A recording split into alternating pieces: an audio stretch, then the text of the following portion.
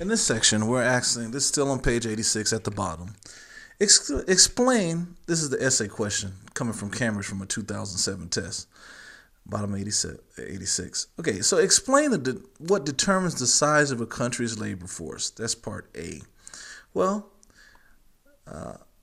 labor force, a country's labor force is defined as the number of people employed plus the number of people unemployed and looking for work. For example, the labor force does not include unemployed but not looking for work. Example, discouraged workers. So labor force is number of people employed, number of people unemployed looking for work. Okay, so we could go here, the labor force. This is the labor force.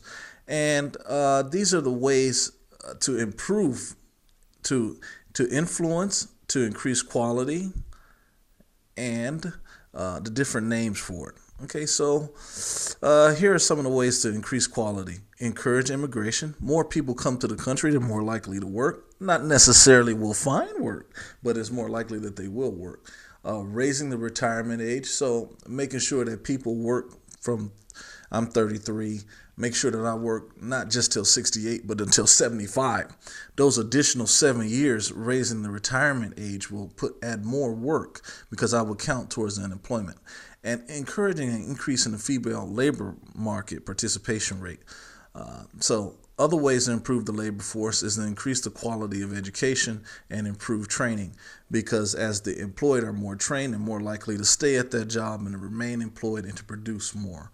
So the influences then become on the total population. That goes with encouraging immigration. The age structure, the working age, the more people that are able to work, and the labor force participation rate, especially women, because a lot of times women are discriminated against in the marketplace. Other names, the workforce, working population, and economically active. So that explains what determines the size of a country's labor force, the number of people employed plus the number of people unemployed looking for work. Labor force does not include the unemployed but not looking for work.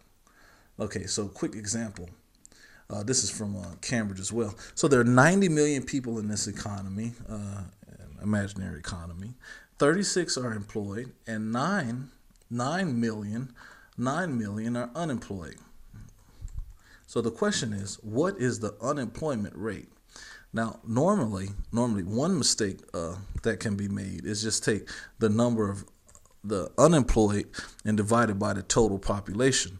That's incorrect. Because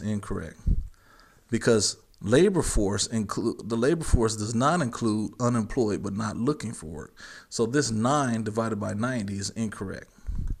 The correct response is the number of unemployed divided by the number of employed plus the number of unemployed. So in this example, it would be the 36 million employed plus the 9 million unemployed. Okay, so it's the 9 million unemployed divided by 36 plus 9 million, and that will give us 20%. 20%. And this is the point 2 is the unemployment rate.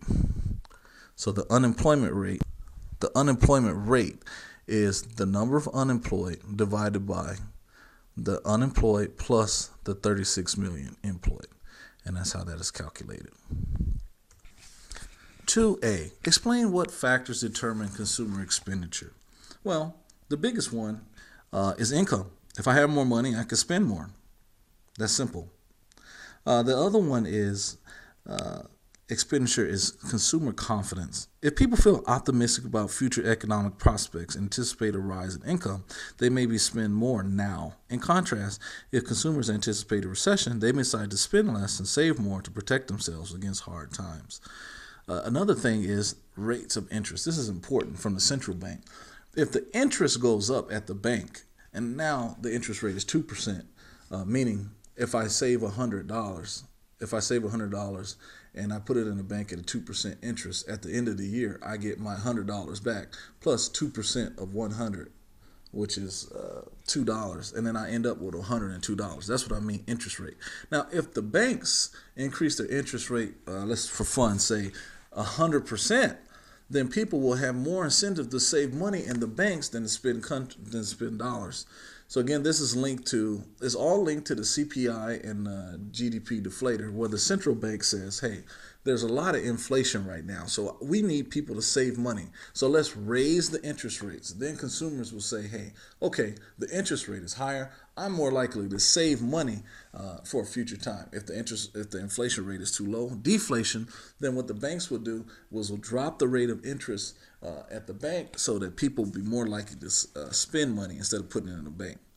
So those are the main ones. The other factors that include consumer expenditures are population size, wealth, and the distribution of income.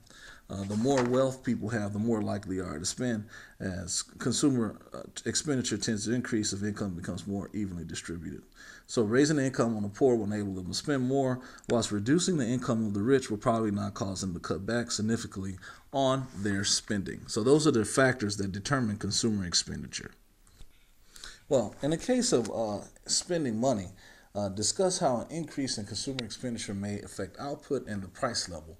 Well, when people are spending money, the aggregate demand shifts from the left to the right and increases the price from P, the initial P, the aggregate demand, aggregate supply equilibrium, to a higher P1 when there's more people spending money in the economy. So a rise in consumer expenditure may stimulate an increase in investment.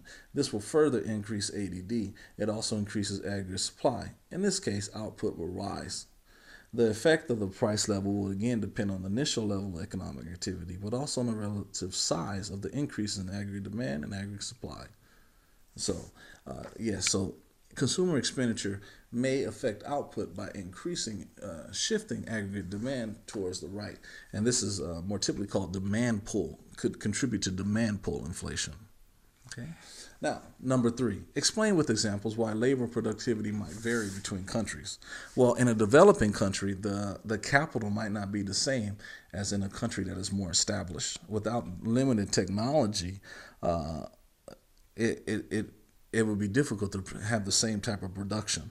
Also, different levels of education, training, levels of investment, adoption of new technology, scientific innovation, qualities and quantity of infrastructure, and organization of production all have an effect on the labor productivity. So these things must be considered when comparing labor productivity between two countries. And finally, unemployment can be measured by the Claimant Account or the labor force survey. Discuss the relative reliability of these two measures. Okay, so first of all, the Claimant Account, if we go back down here to our definition of the labor force, the Claimant Account accounts for the number of people unemployed and looking for work.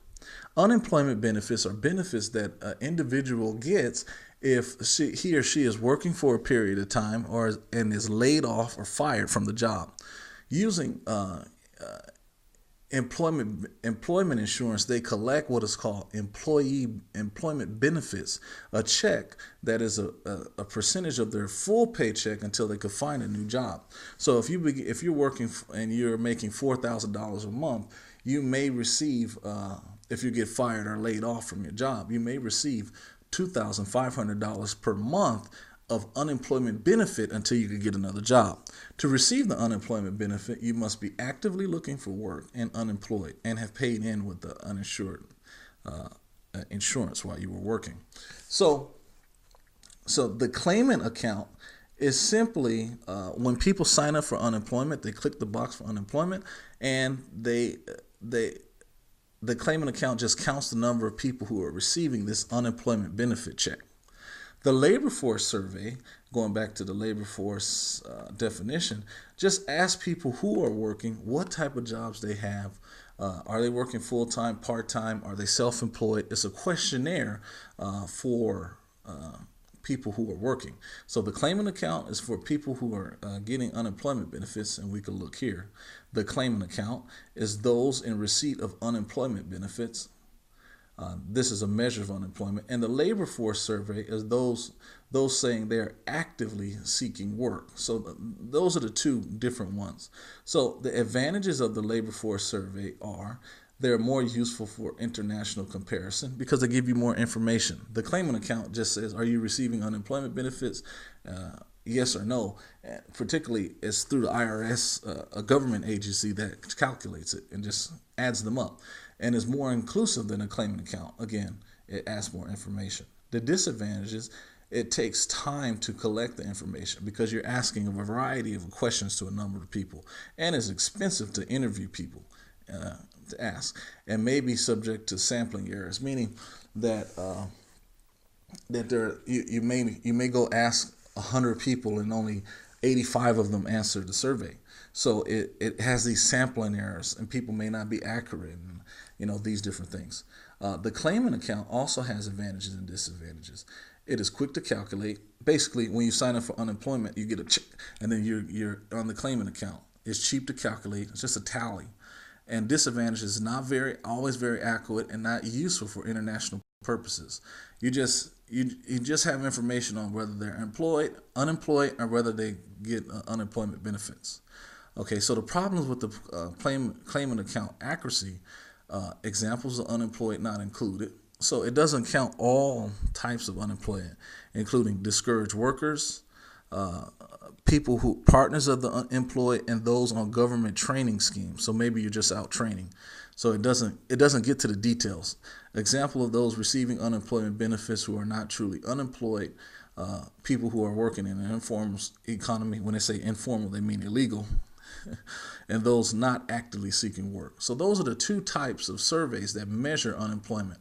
Claimant account counts people who receive unemployment benefits, and the labor force survey speaks to people who are working and asks them various type of questions. As far as the reliability, they both have their strengths and they have their weaknesses.